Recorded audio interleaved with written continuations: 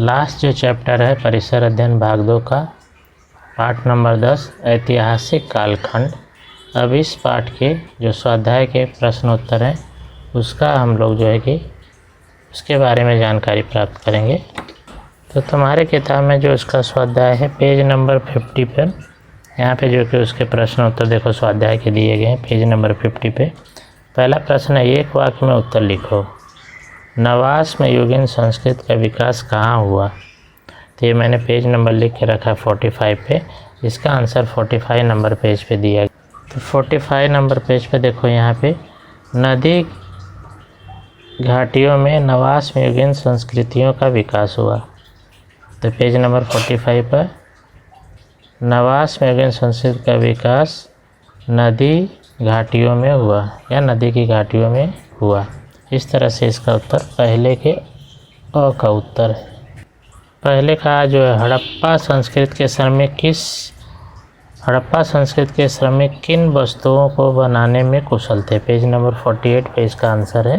पहले का जो आ है कि हड़प्पा संस्कृति के श्रमिक किन वस्तुओं को बनाने में कुशल थे, तो इसका उत्तर यहाँ पे देखो पेज नंबर 48 पे कि विभिन्न प्रकार के रंगीन पत्थरों से बनाए हुए मनके और कांसा धातुओं की वस्तु बनाने में हड़प्पा संस्कृति के श्रमिक बहुत कुशल थे। यानी जो हड़प्पा संस्कृति के श्रमिक थे वे जो है कि रंगीन पत्थरों के मनके और कांसा जो धातु होती है उसकी वस्तु बनाने में कुशल थे। ये पहले के आ का उत्तर होगा।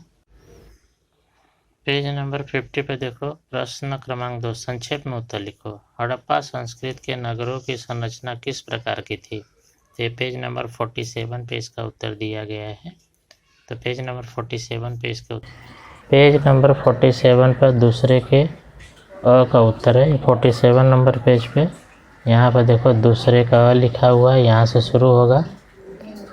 इस संस्कृति में नगरों की संरचना अनुपातबद्ध थी, एक दूसरे के समांतर और समकोण में काटने वाली सड़कों के चौकोन स्थान में मकान बनाते थे। अनाज के विशाल गोदाम, प्रशस्त मकान इन नगरों की विशेषताएं थी। धोवन जल के निपटारे हेतु नलियां, प्रत्येक घर में स्नान गृह, शौचालय जैसे स्वास्थ्य के प्रति सावधानी बरतने वाली सार्वजनिक व्यवस्था थी। निजी और सार्वजनिक कुएं थे जो व्यवस्थित रूप से निर्मित किए गए थे। नगर के 2 से 4 स्वतंत्र विभाग थे। प्रत्येक विभाग स्वतंत्र परकोटे द्वारा रचित था। तो दूसरे का अ। तो यहाँ से लेके यहाँ तक पेज नंबर 47 पे दूसरे के पहले का उत्तर है। फिर दूसरे का जो आ है, नील नदी की तटीय भूमि बहुत उपजाऊ क्यों बनी? इसका भी उत्तर पेज नंबर 47। तो पेज नंबर 47 पे दूसरे के आ का भी उत्तर है। देखो यहाँ पे नील नदी में हर वर्ष वर्षा काल में बाढ़ आती है। नील नदी अपने तटों पर काप की मिट्टी लाकर भंडारण करती है, फलस्वरूप उनकी तटीय भूमि बहुत उपजाऊ बन गई है। तो दूसरे का आ, यहाँ से लेके यहाँ तक उसके प्रश्नों का उत्तर है। फिर पेज नंबर 51 पे देखो है तीसरा प्रश्न है, संकल्पना चित्र पूर्ण करो। इसको भरना है, जो मैंने पेन से भरा हुआ है, पेज नंबर 51 पे है। तो देखो पहला यहाँ पे हुआंग हो लिखा है, तो ये कहाँ पे है? चीन, तो चीन भरना है।